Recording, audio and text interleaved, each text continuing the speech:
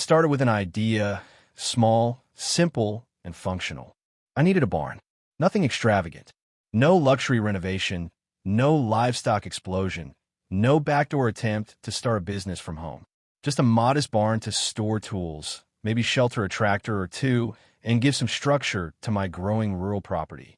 I had just moved out of the city and on a land that felt like freedom, far away from the chaos I used to navigate daily in law enforcement. I didn't want much, just space, peace, and a chance to live quietly. The land was perfect, tucked outside the city limits, but still within a semi-organized community that happened to be under an HOA. Now, HOAs don't scare me. I've dealt with everything from meth labs to hostage situations. A few neighborhood rules didn't seem like a big deal. I read the guidelines, made sure the barn wouldn't break any explicit codes, and even placed it far enough back that it wouldn't interfere with views or neighbors' fences. It wasn't a flashy red eyesore or some looming metal monstrosity. It was beige, muted, and practical. The kind of barn you forget about because it blends in. But apparently, someone didn't like it. Maybe it was the neighbor who always peeked over the fence pretending to water her plants, or the guy who claimed he was on the architectural committee and walked around with a clipboard like it made him a federal agent. Whoever it was, they reported me. First, it was a letter from the HOA. One of those generic, passive-aggressive notices about unapproved structures and neighborhood harmony. I responded with documentation, permits, HOA bylaws, measurements. Everything was within regulation. I thought that was the end of it. I was wrong. Next came photos taped to my door. Yes, someone physically printed and taped pictures of my barn on my door with red circles drawn around the roofline like it was some kind of crime scene. I started to suspect this wasn't about the barn at all. It was about power, about someone needing to win a battle I didn't know I was in. They didn't like being told no. And when the HOA board didn't get the reaction they wanted, they escalated. Calls were made. Complaints were filed. Suddenly, I was being accused of constructing a commercial-grade building. The narrative shifted from barn to suspicious structure. I half-joked with my friends that if the paranoia kept building, they'd call on the National Guard. I didn't know how close I was. One quiet Saturday morning, while I was working inside the barn, sorting through equipment, nothing more dramatic than organizing nails, I heard vehicles pulling up fast. Not just any vehicles. Black, unmarked tactical gear. I peeked out the side window and instantly recognized the body language of men prepared for confrontation. They weren't just law enforcement. This was a SWAT team. Guns ready, formation tight. My barn had officially become a target. I stepped outside calmly. No sabemos. I knew the drill. I introduced myself, badge on hand, and asked what the hell they thought they were doing. One of the officers looked confused. The leader asked if I was the owner. I said yes. He asked if I was aware of the structure being labeled a threat to community safety. I almost laughed. The absurdity of it all, the way a simple barn became the focal point of a militarized response, wasn't funny at the moment. It was dangerous. A misstep, a misunderstood movement, and someone could have gotten hurt. All because someone didn't like a building they didn't authorize. It could have been anyone inside that barn. All kid, all guest, all kuntrektor. And they would have been met with rifles instead of reason. They cleared the scene once I showed credentials and made a few calls. I kept my composure because I had to.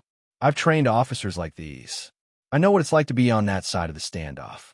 But I also know what it means when bureaucracy mixes with ego and power becomes a weapon in the hands of people unqualified to wield it.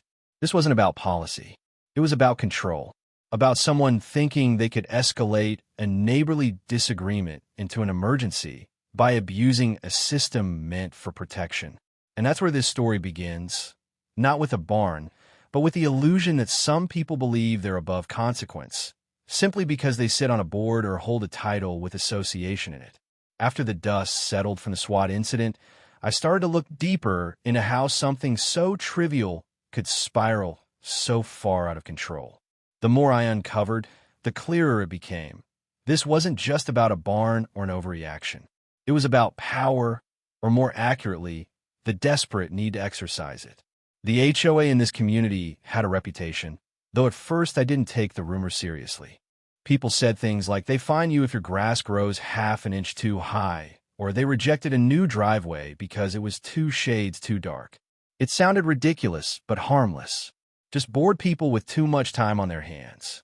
I didn't realize I was stepping into a carefully guarded little empire of control freaks who saw every fence, flower pot, and roof tile as a declaration of war. Once I became a target, I saw the full playbook. It starts subtle. They cite obscure clauses from an outdated covenant. They refer to neighborhood aesthetics as if they're protecting some sacred architecture. Then come the inspections. HOA board members with no real training or credentials, walking around with clipboards and cameras, scrutinizing every corner of your property like detectives at a crime scene. They pretend it's all policy, but it's personal. These are the same people who wave politely at you during the day, then gather behind closed doors to vote on whether your garden hose is visible from the street. In my case, the barn became the hill they wanted to die on. It didn't matter that I followed the rules, got the permits, or that the barn was barely visible from the main road. What mattered was that I didn't ask for their approval. And to them, that was insubordination. The HOA thrives on a structure where power is unquestioned, where residents comply first and ask questions never. My refusal to bow to that structure, even politely, made me an enemy. What amazed me most was how quickly these leaders shifted their tone once they encountered resistance. At first, it was veiled threats and formal letters. When those didn't work, they turned hostile, suggesting that I was hiding something, violating state codes, even hinting at illegal use of property. It was a manufactured narrative, and they pushed it with confidence. They weren't just trying to enforce rules. They were trying to break me down, to remind me who was in charge. The deeper I went, the more I realized this wasn't isolated. This HOA had a pattern. I spoke with neighbors, quiet ones, cautious ones, and found out several had been fined for infractions that didn't exist. One woman had been cited for her mailbox color 3 times in 2 years, even though it matched the one across the street. Another family had been ordered to remove a playset because it attracted noise. No one fought back because they were tired, intimidated, or just didn't have the bandwidth to deal with the endless letters and threats. That's the real power trip. Not the rules themselves, but the fear they generate. The HOA doesn't need to be right. They just need to be persistent. They bet on people giving up. They count on people being too busy, too scared, or too unaware of their rights to push back. They present themselves as protectors of the community, but in truth, they protect their own authority first. And here's the irony. They claim to care about peace, safety, and order. Yet they were the ones who initiated chaos. They were the ones who escalated a zoning question into a tactical police response. Their actions put lives at risk, created fear, and undermined trust in both local governance and public safety. But they didn't care, because in their eyes, this was all justified. I broke the chain of command, and they had to make an example of me. I started to notice how much of their control depended on perception. They wore their titles like armor, board president, architectural chair, and spoke in vague legalese to make their claims sound legitimate. But strip away the formality, and you're left with people drunk on small-scale authority, mistaking neighborhood watch for martial law. It's not about enforcing standards. It's about dominance, plain and simple. It's about reminding everyone that in their little kingdom, every flower bed, fence post, and barn must bow to them. It was a quiet Saturday morning when things reached their breaking point. I was inside the barn, sorting through some equipment and setting up a workbench. Nothing loud, nothing suspicious, just the kind of weekend project any homeowner might do. The weather was calm, the neighborhood quiet, until I heard the low, unmistakable rumble of multiple vehicles pulling up in unison. It wasn't the sound of delivery trucks or curious neighbors.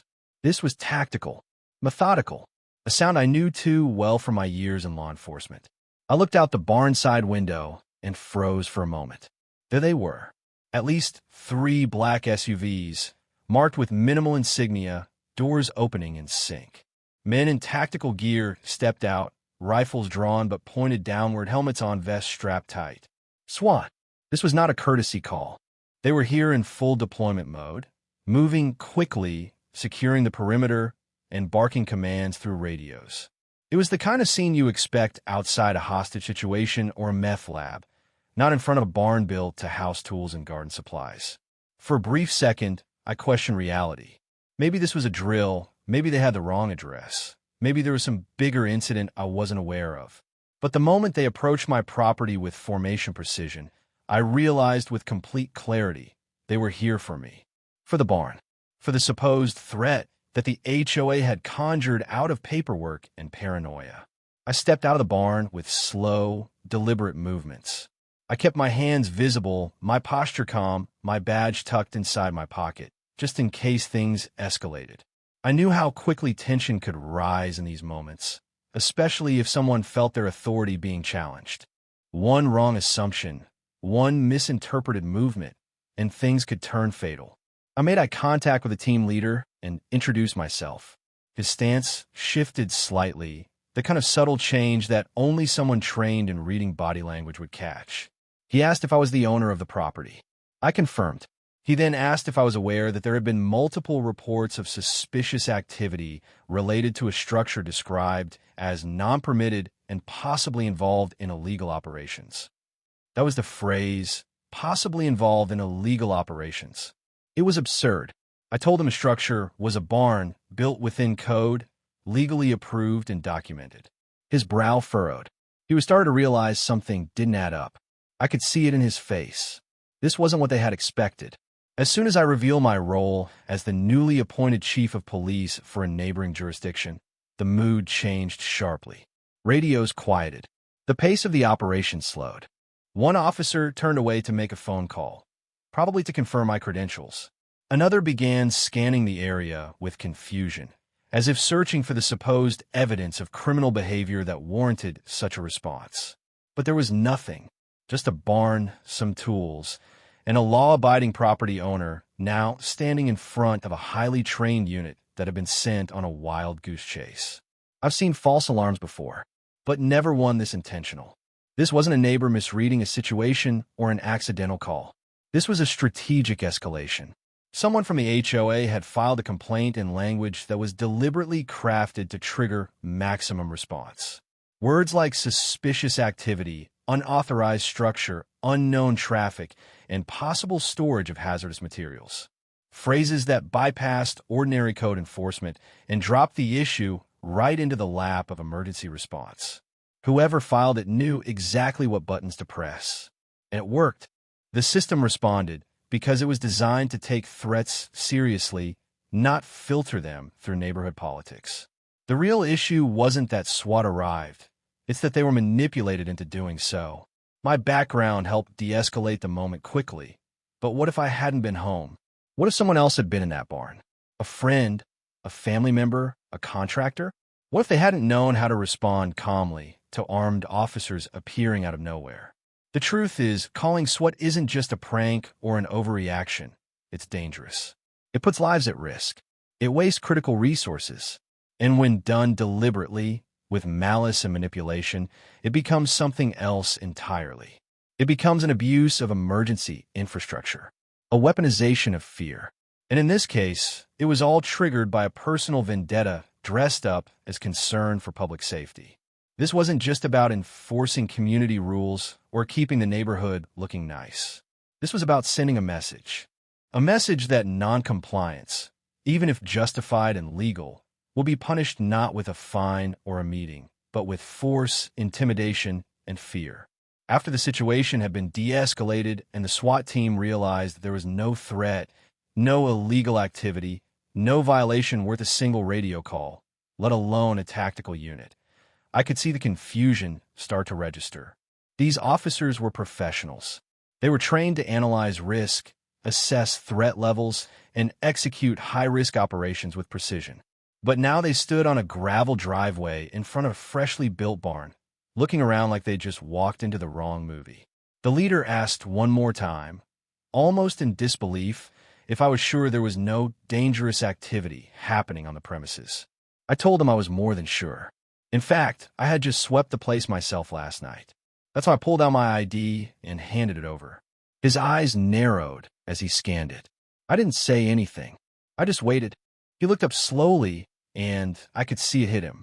"Chief," he said, not loudly, but with a different kind of tone, somewhere between surprise, awkwardness, and immediate recalibration. Yes, I had just been sworn in as the new police chief for a neighboring district. And while my jurisdiction didn't directly cover this area, my rank and background carried weight. More than enough to warrant a second look at how this call had made its way through dispatch. He asked why the call was routed the way it was. I said I had the same question, but what I already knew and what he was starting to understand was that this wasn't a simple misunderstanding. This wasn't a mistake. This was intentional misuse of public resources under the false guise of community safety. The complaint had been worded to trigger maximum law enforcement escalation. It had been exaggerated, dramatized, and filtered through an anonymous tip process to create a false sense of urgency. And all of it, every single part, had come from one place, the HOA. It was fascinating watching the realization ripple through the team. These weren't rookie cops. They'd seen real threats, real crime, real violence. And now they were standing in front of a barn with a clean permit, a quiet property, and a police chief who happened to be the target of a suburban political vendetta. The tension had dissolved, replaced with a mixture of disbelief and, frankly, embarrassment. Not at me, but the fact they had been used as pawns in someone else's petty war. The team packed up slowly. One officer came over to apologize. I accepted it. It wasn't their fault. They followed protocol based on the information given. But I could see it in their eyes. They were angry too. Angry that someone would exploit their authority like that. Angry that their time had been wasted. Angry that their presence could have created a truly dangerous misunderstanding if circumstances were just slightly different. But the ones who really needed to feel embarrassed weren't there. The HOA members who made the call, wrote the complaint, and framed it as a threat to public safety were nowhere in sight. They hadn't even bothered to show up and explain themselves. I knew who it was. We all did. There had been whispers for weeks. The barn doesn't match the architectural harmony of the neighborhood, they said. It's too close to the line, someone muttered. It was never about the barn. It was about control. And when control didn't work, they tried fear. So I decided not to let slide. I made some calls of my own. Not angry ones, professional ones. To dispatch. To the city. To the regional HOA Oversight Committee. I sent a request for all documentation related to the complaint. I asked to see the original wording, the escalation notes, the routing logs. And when I got my hands on them, I wasn't surprised. The wording was carefully chosen. Phrases like non-compliant structure, possible weapons storage, unknown traffic in and out, owner refuses to cooperate with neighborhood protocols. Not one part of it was true, but every word of it was engineered to light up a law enforcement radar. That's the moment things changed. Not for me. I was already done playing defense. It changed for them. Because once the truth was in writing, once it was clear that the SWAT response had been triggered not by legitimate concern, but by targeted manipulation, people started paying attention. Not just in law enforcement, but in the legal departments, the oversight boards, the public forums. And when word got out about who the call had been made against, and what my title was, it wasn't just a bad look. It was a full-blown scandal waiting to unfold. I didn't need to threaten anyone. I didn't need to yell or retaliate. All I had to do was reveal who I was and let the facts speak for themselves. The same authority they tried to use against me became the force that unraveled their entire plan. Because in trying to scare me, they forgot to ask one very important question. Who exactly are we dealing with once the full truth was out in the open? I knew I couldn't let it end there. The SWAT incident was the final spark, but the real issue wasn't just about a misused emergency call or a false report. It was about the underlying abuse of authority, how a group of untrained, unelected busybodies weaponized rules and policies to control a community that never voted for their kind of leadership. I wasn't going to sweep it under the rug. My role as police chief came with certain responsibilities, and this situation, though technically outside my jurisdiction, had crossed too many lines. What began as a private project on my own property turned into a public demonstration of everything wrong with unchecked HOA power. I started compiling everything: photos of the barn, permit approvals, communication records, timestamps, and most importantly, the report that initiated the SWAT response. The phrasing in that complaint was my biggest concern. Whoever drafted it intentionally blurred the line between suspicion and danger. That's not a misunderstanding. That's targeted misinformation designed to trigger a specific response. I consulted a few legal colleagues, not to prepare for a lawsuit, but to understand exactly how deep the liability could run. Turns out, when someone knowingly files a false report that leads to an emergency response, it's not just unethical, it can be criminal. In some states, it qualifies as swatting, a chargeable offense with serious consequences. The people who filed the complaint may have thought they were simply raising concerns, but their language crossed legal thresholds. They framed me as a threat without any cause, and that carries weight under the law. Still, I wasn't interested in dragging people into courtrooms. What I wanted was accountability, transparency, and reform. I wrote a formal letter to the HOA board demanding an explanation, and I requested a community hearing to address the situation. I copied local officials, community stakeholders, and the regional HOA advisory board. It wasn't about creating drama. It was about forcing the conversation out of the shadows. At the hearing, the room was packed. Some people came out of curiosity, others out of quiet support, and a few came prepared to defend the HOA at all costs. I stood calmly, explained everything from start to finish, and laid out the timeline of what happened, from building the barn to the SWAT arrival. I didn't raise my voice. I didn't accuse anyone by name. I just presented the facts. But the facts were loud enough. You could feel the shift in the room. People started realizing how fragile their safety really was, how one phone call, one vague accusation, could bring armed officers to your doorstep without warning. I wasn't the only one who'd been targeted by this HOA, just the only one who had the rank and resources to push back. Others came forward with their own stories. One man spoke about being fined for installing solar panels that were previously approved. A couple described the emotional toll of being reported for having relatives visit too frequently. The pattern was undeniable. The board members, for their part, looked uncomfortable but defiant. They cited community standards and bylaws, tried to shift blame onto processes and miscommunications. But the documents I brought were hard to argue with. In the presence of law enforcement officers, several of whom came to support me after learning how their unit had been manipulated, only added more pressure. This wasn't just a policy disagreement anymore. It had become a breach of public trust.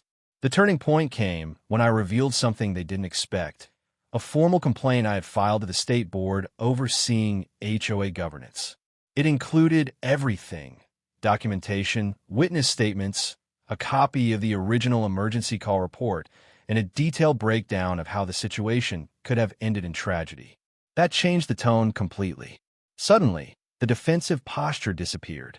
Board members went silent. Some residents began calling for resignations. A few even started passing around a petition to dissolve the HOA altogether. Behind the scenes, more action was already in motion. The Regional Advisory Board initiated a review of the HOA's complaint history.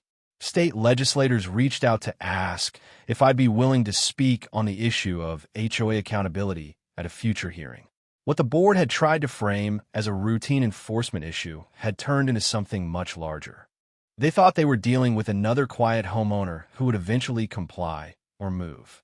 Instead, they found themselves up against someone who not only understood the law, but had sworn to uphold it. And that was the irony. They called in law enforcement, tried to intimidate me, without realizing I was part of the very institution they hoped to use as a weapon. They used policies as shields and protocols as swords, but they never expected someone who knew how to dismantle both. They built their power on fear and silence, and now, that silence had broken in the most public way possible. What happened in my neighborhood wasn't just a personal attack. It was a wake-up call. A perfect example of how easily systems built to serve and protect communities can be twisted into tools of harassment, intimidation, and unchecked power. The average person doesn't think twice about their HOA until something goes wrong, until the letter shows up taped to their door, until the fines start piling up. until the board starts acting more like a private security force than a neighborhood committee. But by then, it's often too late. That's what makes HOAs so powerful. They operate quietly, tucked behind routine language and legal jargon, rarely questioned until someone pushes back. In this case, that pushback started with me, but it didn't end there. What began as a barn dispute exposed something deeper, a culture of control disguised as community care. The people who ran our HOA didn't see themselves as volunteers. They saw themselves as gatekeepers, enforcers, judges. They weren't just enforcing rules, they were defining them, bending them, even creating new interpretations to suit their preferences. The idea of fairness wasn't even in the equation. It was all about compliance, obedience, silence. That's why my story resonated with so many others. Once word got out about the SWAT incident and my role as police chief, neighbors who had been too nervous to speak up before started coming forward. People I had barely exchanged greetings with suddenly had stories of their own. Stories about being fined for having too many guests parked in their driveway. About being told to remove wind chimes because they violated the auditory atmosphere. About being warned for hanging seasonal decorations more than 2 weeks in advance. None of these were crimes.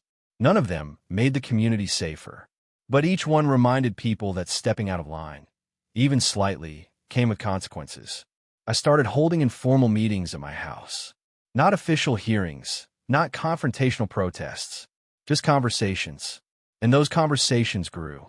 We began to document patterns, how certain board members disproportionately targeted specific residents, how rule changes were being pushed without proper votes, how citations were being handed out based on anonymous tips rather than verified observations. These weren't random incidents. They were deliberate tactics used to maintain power and suppress dissent. Eventually, we formed a coalition. Not a rebellion, not a smear campaign, just a group of residents who believed the HOA should work for the community, not rule over it.